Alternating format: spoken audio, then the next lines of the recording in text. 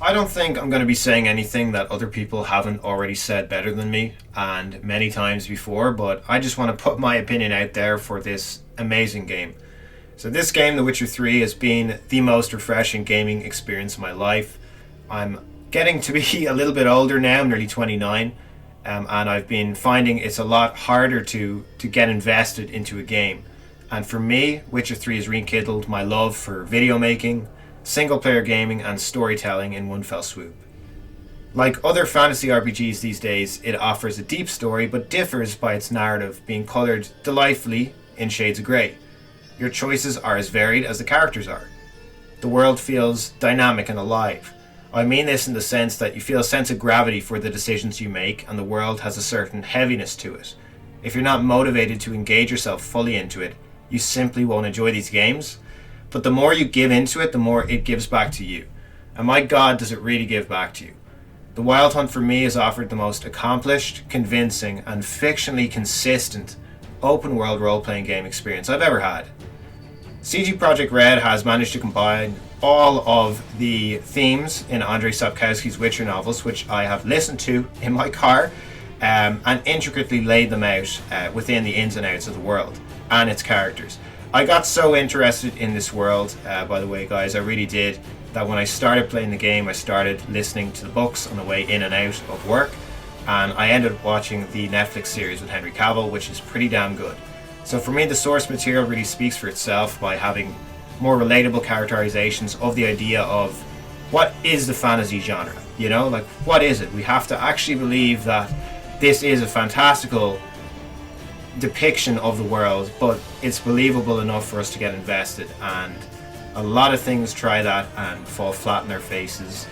Something I loved for years was Dragon Age, and it kind of fell flat in its face, but The Witcher is something that is so consistent and so believable that, yeah, I mean, hats off to Andrei Sapkowski.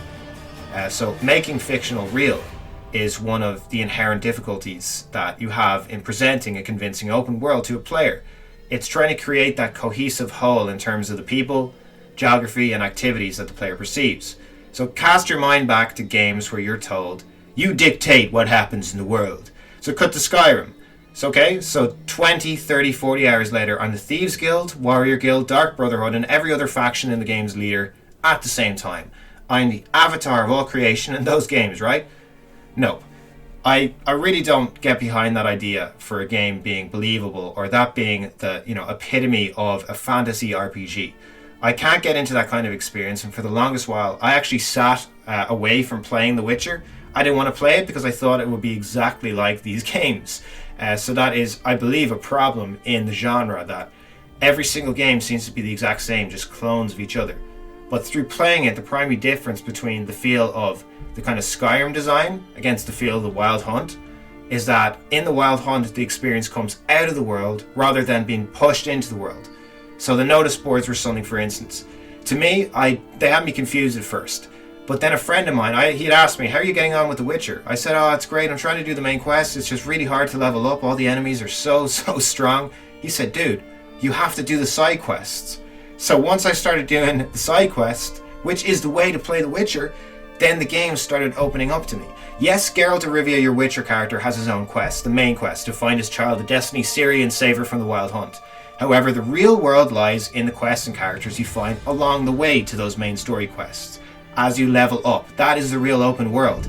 And I think in the way that this game is laid out, it'll make you question what actually constitutes main story in an RPG game going forward, because really you can have more fun in side quests in The Witcher 3 than you can have in the main story in pretty much every RPG out there. So for instance, for me, what really cemented this for me, I was probably about 80 hours into the game, which is a big commitment still, 80 hours. So I really decided to give this a big go. I was on my way to find a character called Hjalmar in Skellige.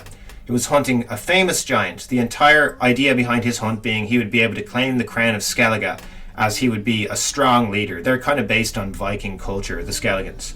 Kind of Irish, Swedish, Norse kind of Viking culture. So along the way, in a tiny little village that wasn't fast travelable, so you couldn't get there by fast travel, I found a notice board. And I went up to the board and I saw a Witcher hunt. I thought, cool, what is this? And it was a dragon. it turns out actually to be a beast called the Forktail. It's kind of like a mini dragon kind of like slasher thing. The first time I went to hunt it, I was totally annihilated. Totally annihilated. The second time I battled it out in probably the most picturesque fashion in the middle of a shallow river, full of rocks, trying to stay alive, trying to like kind of look at its patterns, all this glistening water, until I ended up defeating the creature.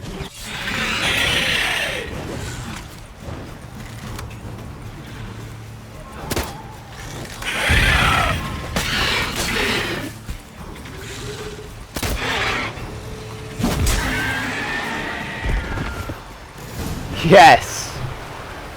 Yes. You died for a good cause, sheep.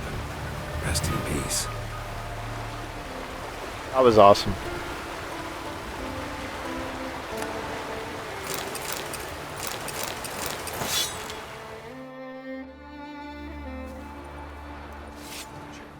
All in all, this took me away from that main quest, which was a main story quest, for about an hour, 10 minutes.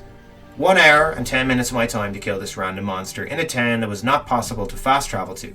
The quest was niche, but to me it felt like I had stumbled onto a village and taken care of a monster problem for them, like an actual Witcher would do according to the game's rules. The fact that they can build that type of experience into the world in a manner that was actually organic when you encounter it is nothing short of astounding. It felt so convincing. It felt like I was pulled straight into the world that now I'm going to finish this out, because this thing's after killing me.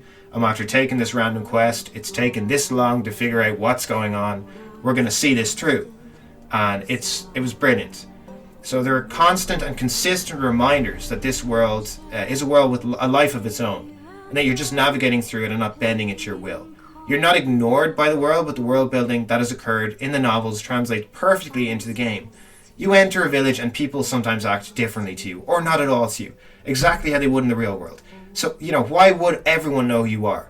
They're not all pulling out their smartphones, recording you cutting and schleiching monsters. But if they do recognize you, it's because of your infamy and your noticeable white hair. They'll say the White Wolf, or sometimes they'll say, "Hello, sir." They don't know who the hell you are. Hello there. They don't know who you are. It's 50-50, and for me that makes, a lot more sense than someone saying, Dragonborn, I was hit by an arrow in the knee, that kind of thing.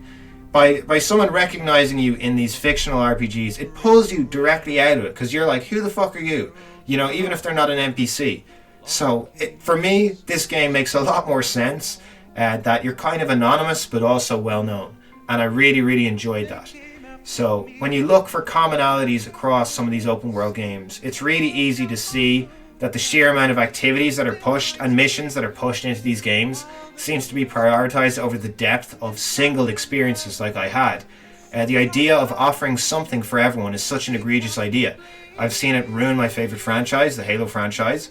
So as a general rule of thumb, I stay away from one-size-fits-all games that have been gravitating towards, and I've been gravitating towards more unique experiences like Witcher 3, and for first-person shooters Squad and Hell Let Loose and Postscriptum, and games that require me to buy into them and learn their formula, to be rewarded by them, to be patient.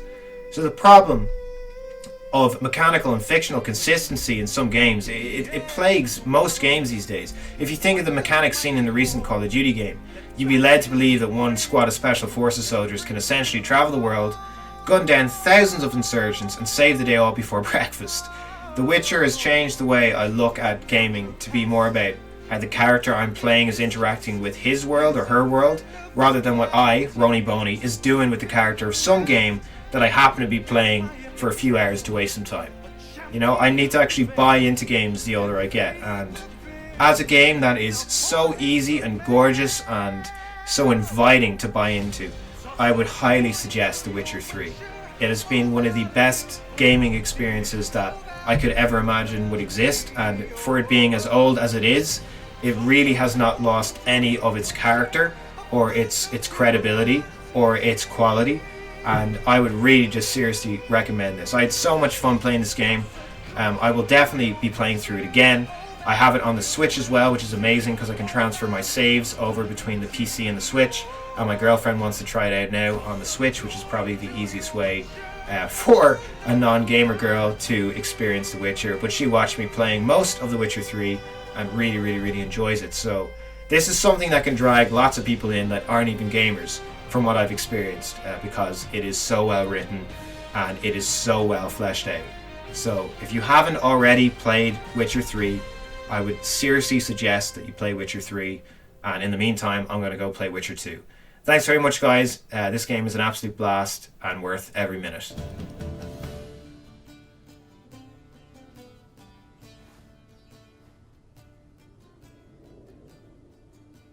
Let's try it out then.